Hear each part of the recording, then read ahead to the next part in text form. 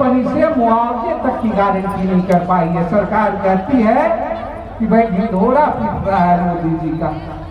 ये कौन सा ढिंढोरा है? ये कौन सा विश्व गुरु है? ये कौन से कानून की बात करते हैं कि देश के अंदर हो या देश के बाहर हमारे भाई बेटे नौजवान काम कर रहे हैं, उन कंपनियों से, उनका ट्रेड घरानों से एक सा कानून नहीं बनता है, एक एमओयू नहीं होता है कि हमारे भाई नौजवान बेटे अगर काम कर रहे हैं तो उनके हित में सुरक्षा में कानून बनेगा। वो कानून नहीं बनता और हुंडई कंपनी जो है वो बहाने बना रही है। तो महेंद्र सिंह को याद करने का मतलब है, हम संघर्षों को याद करने का मतलब है कि आने वाले दौर में प्रवासी हितों मजदूरों के हित में कानून बने, लेकिन कानून उनके हित में नहीं बनते।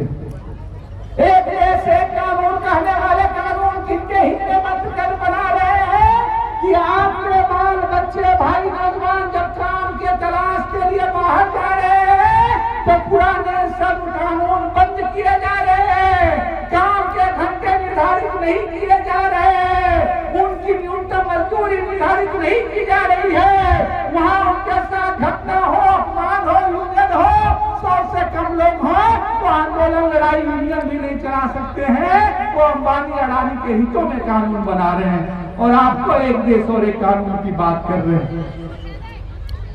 जिस मनरेगा की बात आप कर रहे हैं, याद कीजिए 2014 में जब मोदी जी आए थे तो संसद में उनका भाषण था कि मनरेगा को हम स्मारक बना देंगे।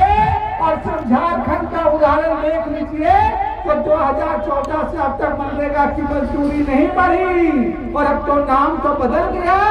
जिस ग्राम की योजना में लाए हैं तो बदलाव सिर्फ नाम का बदलाव नहीं है, बदलाव ये जिसमें मजदूरी भी नहीं बढ़ेगी। झारखंड में उसकी मजदूरी है 255 रुपया। एक मामूली बदलाव नहीं हो सकता है कि कम से कम 500 ना सही 1000 ना सही आप है कि जिस राज्य की जो न्यूनतम मजदूरी होगी उस राज्य की चाहे मोदी जी की योजना चले, चाहे केंद्र की चले, चाहे जिला की चले, कोई कंपनी हो वो न्यूनतम मजदूरी देनी पड़ेगी।